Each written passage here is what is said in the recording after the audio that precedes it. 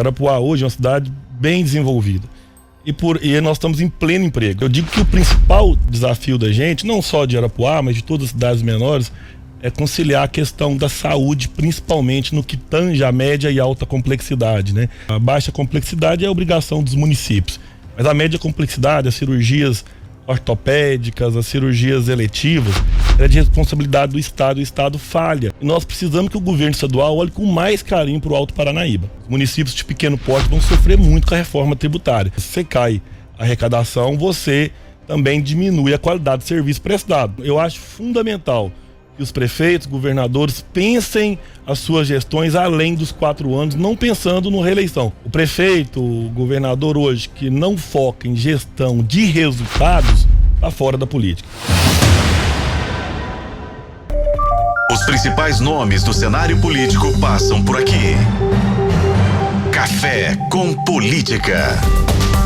E hoje recebe o prefeito eleito da cidade de Arapuá, Emílio Boaventura, do MDB, eleito com 1.873 votos, pouco mais de 60% dos votos válidos. Prefeito, seja muito bem-vindo aqui à FM O Tempo. Um bom dia para o senhor e parabéns pelo seu resultado eleitoral. Bom dia, Guilherme. Bom dia, Thalita. Bom dia. A campanha eleitoral é sempre um processo muito difícil, né? E muito democrático. Para nós é uma honra estar aqui com vocês. Um bom dia também a todos os ouvintes. Esse microfone do Café com Política é o microfone mais democrático do estado de Minas Gerais.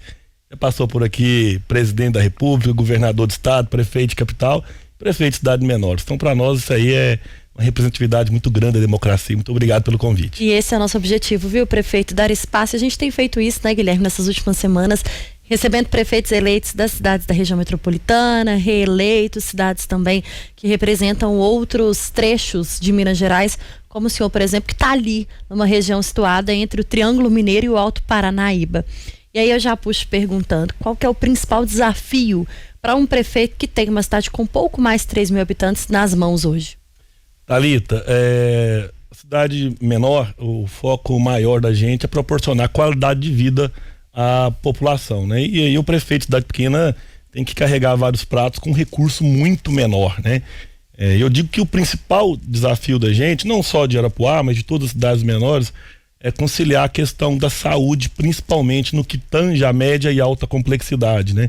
A baixa complexidade é a obrigação dos municípios, mas a média complexidade, as cirurgias ortopédicas, as cirurgias eletivas, é de responsabilidade do Estado. O Estado falha, não só para Arapuá, mas para todo o estado de Minas Gerais. E aí, naturalmente, o cidadão, ele, né, tem a dor, tem a necessidade, a urgência, a emergência de cuidar da sua saúde, judicializa.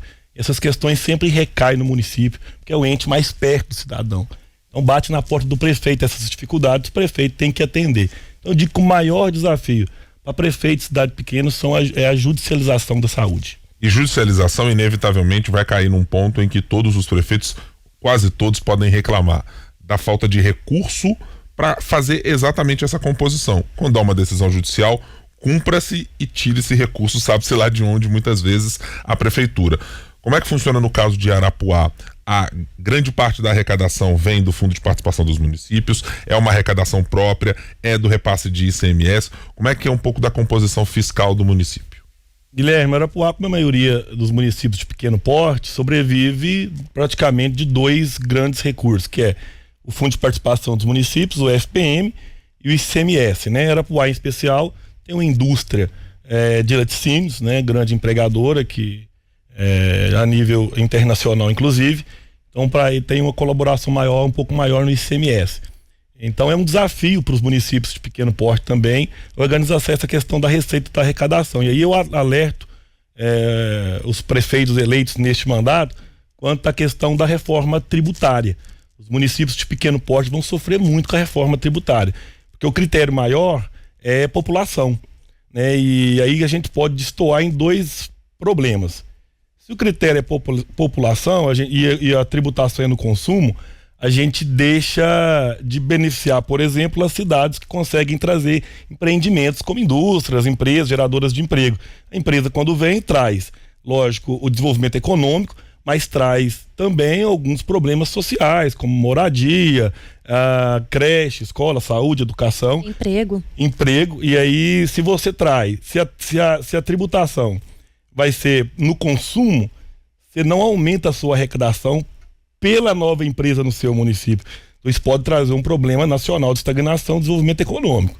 E um outro grande problema que a gente pode ter nessa reforma tributária para os municípios de pequeno porte, que vão cair a arrecadação, é a questão da qualidade de vida. Se você cai a arrecadação, você também diminui a qualidade de serviço prestado. Pode ter um novo êxodo das pessoas saírem das cidades de pequeno porte em busca de qualidade de vida e ir para grandes centros. Isso a médio e longo prazo é um grande problema. Então deixa eu continuar nesse ponto que o senhor está mencionando, porque acho que ele vai ganhar, depois que discutirmos mais coisas da Câmara Federal, isso deve ser um ponto de atenção. Como é que tem sido a relação dos prefeitos com os deputados das regiões, né? Cada um tem ali, evidentemente, às vezes 2 deputados de um município que tem alguma atuação parlamentar por lá, para fazer algum tipo de mudança da reforma tributária e da agora organização dela, pensando nessa perspectiva dos municípios. O que o senhor considera uma proposta que é viável, o que deveria ser modificado? Mas, repito, como é que tem sido o diálogo com esses parlamentares, ou esse assunto, por enquanto, está longe da discussão, prefeito? Guilherme, o assunto é novo, né? A reforma tributária ela começa a entrar em andamento a partir do último ano. Acho que os prefeitos deste mandato que está findando agora no final do ano, não se atentaram a esse problema, mas as associações representativas dos municípios, como a AMM, a CNM, já começam a trazer o assunto à tona, eu acho muito importante. E um mecanismo para resguardar que a gente tenha esses problemas para os municípios menores é o critério nas câmaras de divisões tributárias, que a lei prevê isso. Hoje tem mais de 1.500 emendas protocoladas no Senado sobre esse assunto e nós temos que discutir. E claro, os prefeitos têm que ser ouvidos, tanto os prefeitos de cidades maiores, menores, há que chegar no equilíbrio, né, para que não tenhamos percas e esse movimento social não aconteça, que pode ser muito ruim, principalmente para cidades com menos habitantes, como a nossa cidade, como Arapuá. Aprovada a reforma tributária, o que Arapuá sofreria de imediato, prefeito? A gente não consegue ainda vislumbrar, porque a reforma ela começou a valer no último ano. Tem a questão do ajuste tributário, que é retroativa aos últimos 5 anos, mas ela é paulatina, né? Em 2033, até 2033 serão as mudanças, e a gente não consegue, aliás, o problema é exatamente esse. Não se tem um estudo totalmente eficaz que vai dizer, olha, nós vamos chegar, Belo Horizonte vai ter um incremento de receita X, Arapuá vai ter um déficit de receita X. Então esse é o grande problema, não consegue se vislumbrar isso. Aí é natural agora esses estudos, esse debate, eu acho que a gente tem que e aí é a pressão, né? Não adianta, nós temos que chegar no Senado, os prefeitos, chegar na Câmara, nós temos que pressionar para que haja um meio termo, haja um equilíbrio aí nessa conta. O senhor falou no município de Arapuá, prefeito, com uma grande indústria internacional, né? Que tem uma possibilidade de gerar para o município uma receita que é relevante. Vários municípios e prefeitos que têm passado por aqui têm falado muito sobre a necessidade de atrair para o seu município algum tipo de negócio dessa ordem que o senhor está trazendo. Mas eu quero lhe perguntar como é que se mantém. O que esse prefeito precisa fazer para que uma empresa dessa não deixe o município? Porque quem tem não quer perder. Sim. E quem não tem está em busca exatamente de uma empresa como essa, de dizer, olha, eu gostaria de ter uma no meu município assim. Que tipo de ferramentas o prefeito tem para manter uma empresa assim? É na redução de impostos, é na isenção fiscal, é na cessão de terreno? O que entra nesse bojo aí? Guilherme, na verdade a indústria é nacional e ela exporta para o mundo todo. É muito interessante a sua pergunta, Guilherme. Arapuá hoje é uma cidade bem desenvolvida e nós estamos em pleno emprego. Então a questão hoje é muito mais formação, oferta de qualificação técnica para a mão de obra, né, e proporcionar qualidade de vida, né? Nós temos um problema em Arapuá que é o déficit habitacional. Nós estamos em pleno emprego, naturalmente, é uma questão natural, a gente tem um déficit habitacional. Então o município tem que agir nessa linha de cuidar da saúde, do déficit habitacional, das creches. Arapuá tem hoje praticamente um tempo integral, as crianças vão para a creche, da creche o próprio município leva para as escolas, é um tempo integral, a gente está oficializando isso na Secretaria de Educação do Estado. E nós vamos agir de 2 formas para poder equalizar essa questão do déficit habitacional.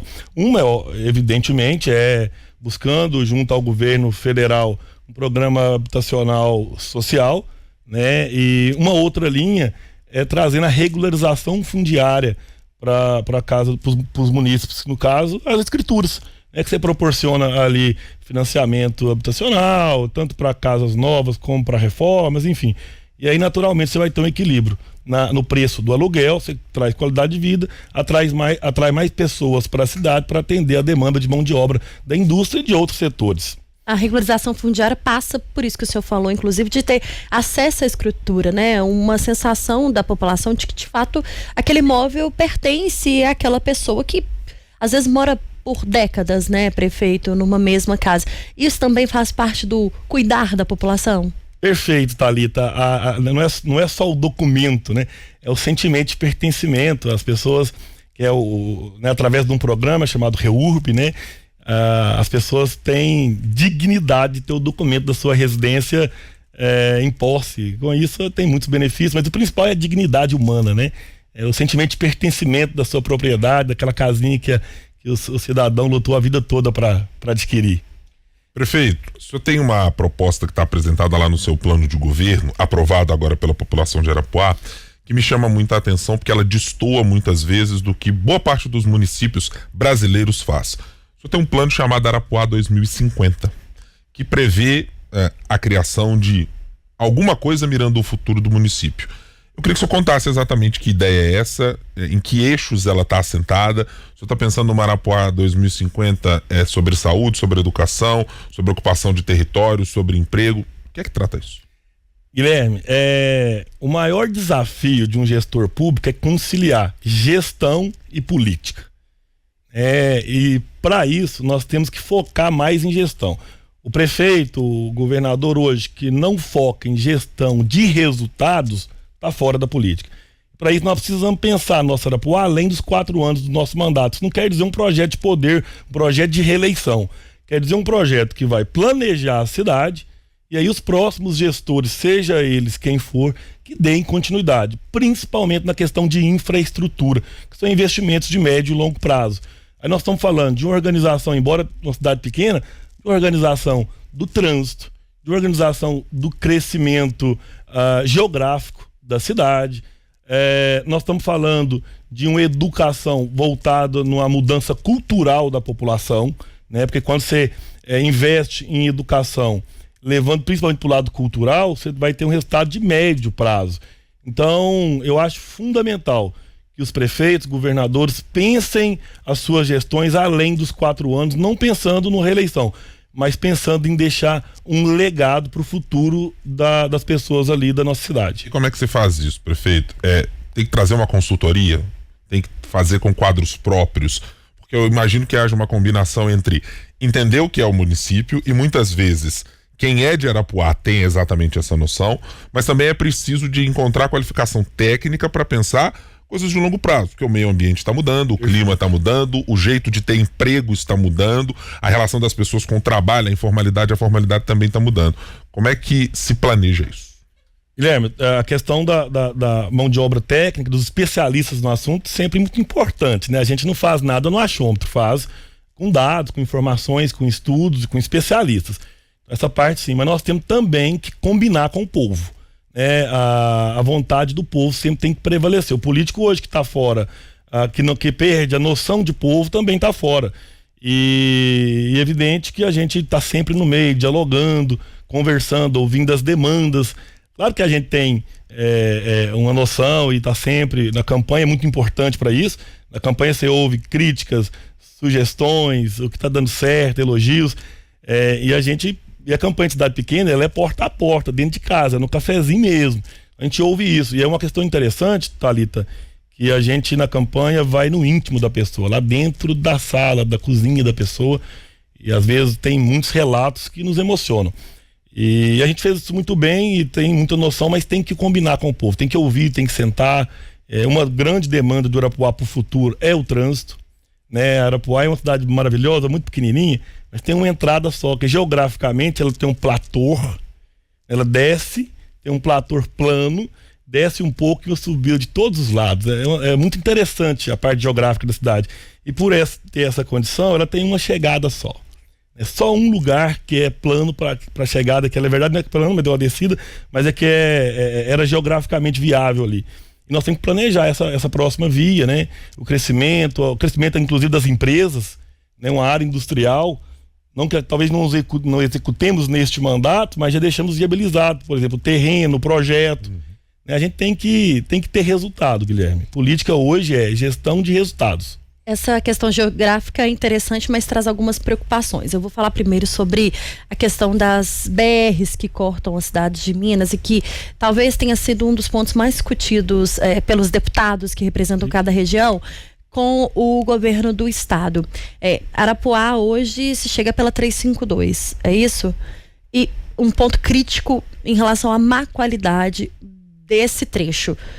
O que o prefeito Emílio espera e pretende conseguir com os deputados da sua região, mas com o governo do estado e com o governo federal para melhorar a carreta, o caminhão, a população, o frete que precisa chegar e sair da cidade? Thalita, essa pergunta é muito boa. Na verdade, a principal via da região é a BR-354 do governo federal, né, que liga ali a 262, a outra BR importante, até Patos de Minas. Mas tem uma rodovia do estado, a MGC que você citou, a MGC 352, que ela, inclusive, tem um traçado que sobrepõe a BR 352 no mesmo trajeto, que é uma das rodovias estaduais não pavimentadas mais movimentadas do estado, que liga duas cidades muito importantes, que é Tiros e Arapuá, que desde a década de 80 sofre movimentos políticos para ter a sua pavimentação. Na década de 90 teve um projeto realizado, um projeto estrutural. No final do governo Pimentel teve uma atualização do projeto licitado e que nós estamos cobrando há muito tempo. E o governo do estado não faz. O governador Zema esteve presencialmente em Arapuá, em Tiros, passou conosco por esse trecho não pavimentado. É um trecho de escoamento de grãos, de leite, de gado de corte, muito importante, uma média diária de mais de 400 veículos dia, que se pavimentada vai dobrar ou triplicar o movimento, e o governo precisa de investir. Essa, na minha opinião, é uma falha do governo estadual em relação ao Alto Paranaíba. Precisamos de investimento, precisamos de levar o asfalto para a MGC 352, que liga a cidade de Tiros, Arapuá, e que liga Tiros à cidade polo, que é Patos de Minas. Liga a saúde de Tiros a Patos de Minas também, liga a educação de Tiros a Patos de Minas. E nós precisamos que o governo estadual olhe com mais carinho para o Alto Paranaíba. Deixa eu lhe perguntar então sobre uma avaliação geral. A gente já ouviu aqui deputados favoráveis e contrários ao governo, mas todos eles na defesa dos interesses de municípios como o do Alto Paranaíba, fazerem críticas, por exemplo, ao modelo que o governo adotou em certo momento de fazemos concessões, porque com a concessão e pedagiado temos assim condição de fazer ou duplicações, ou melhorias, ou mesmo uma manutenção das estradas. Eu lhe pergunto para um prefeito que está numa cidade, e acho que isso é bom salientar, que tem a sua via de escoamento não pavimentada. A ideia que o governo Zema apresenta ou tem levado à frente, ela tem funcionado para os municípios, ela é a adequada, ou o senhor gostaria que o governo tratasse de outra maneira desse tema? Guilherme, eu não vejo como salutar um modelo pronto de gestão das estradas. Eu acho que cada caso tem que ser analisado de forma particular. Essas últimas concessões que o governo do estado fez, no meu ver, não foram feitas de uma forma saudável para a população que passa ali. Pedágios muito caros, como por exemplo na BR-365, que liga Patrocínio a Uberlândia, pedágios muito caros, pouco investimento nas vias, um investimento a muito longo prazo para a concessionária. Então a população só vai ver o resultado desse pedágio que está pagando agora daqui 6, 8, 10 anos. Nós esperávamos um contrato que fosse melhor para a população. Eu acho que quando tem o investimento, é natural que tenha o pedágio. Nós não estamos contra o pedágio. Nós temos que ter um investimento. A população tem que andar em rodovia segura, duplicada, e pagar um pedágio justo, né?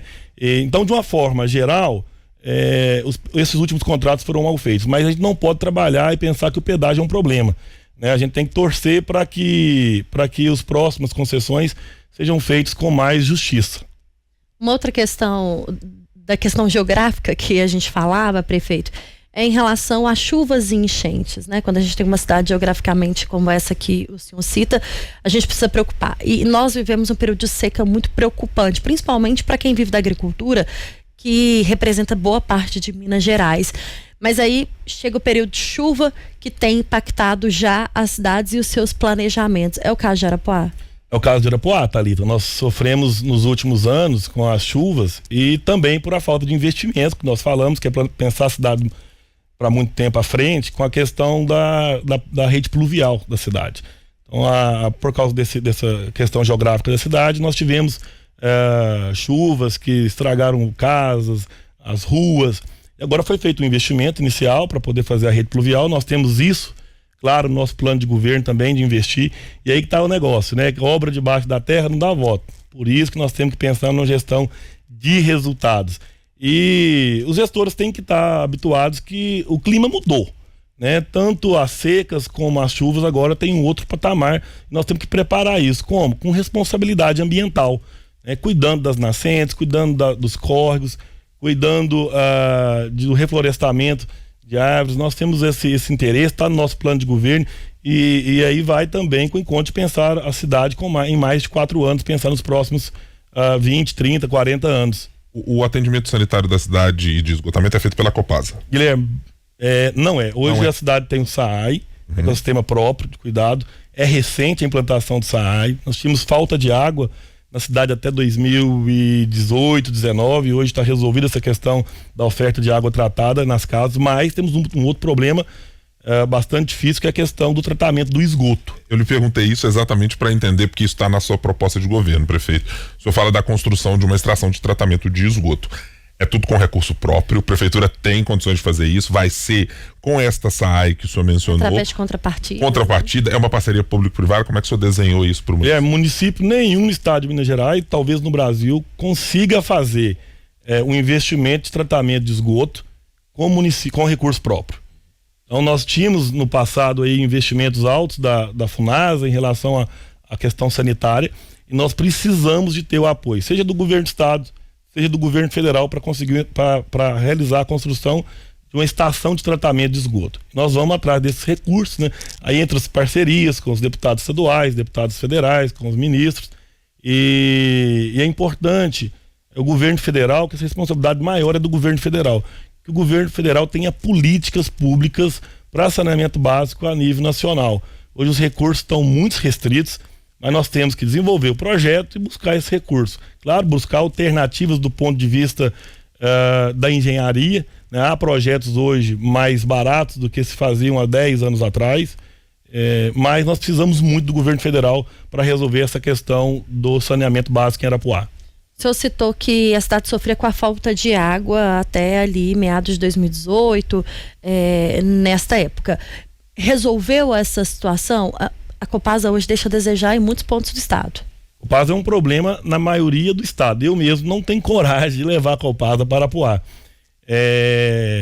Resolveu com investimento, Thalita, na ordem de 1 milhão, 1 milhão e 300 mil, foi até feito com recurso próprio pelo atual prefeito, e também com educação.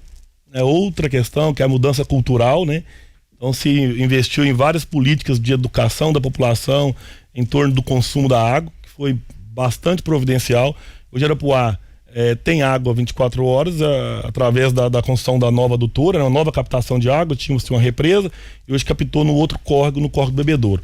E além disso, a educação ambiental. Hoje se consome menos água a população de Arapuá que se consumia quando faltava água. Então teve vários projetos feitos.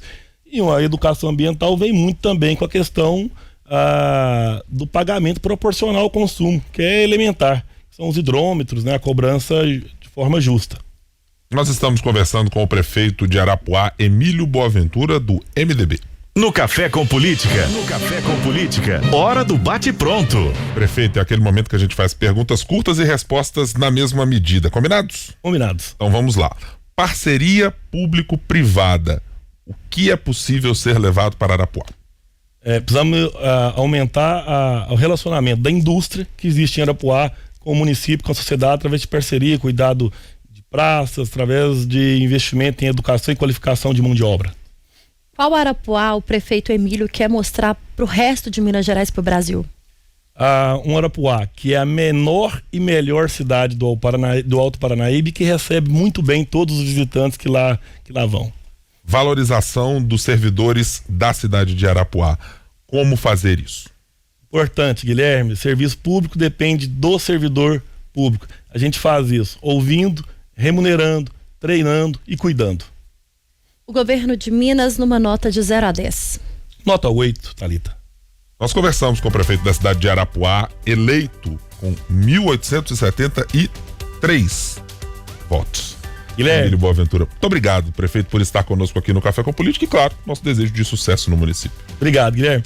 Peço um minutinho para dizer Claro. uma questão muito importante. Do lado de Arapuá, uma cidade chamada Carmo do Paranaíba, tem uma criança de 2 aninhos de idade, o Dudu, que tem uma doença ultra rara que pode deixar ele tetraplégico nos próximos anos.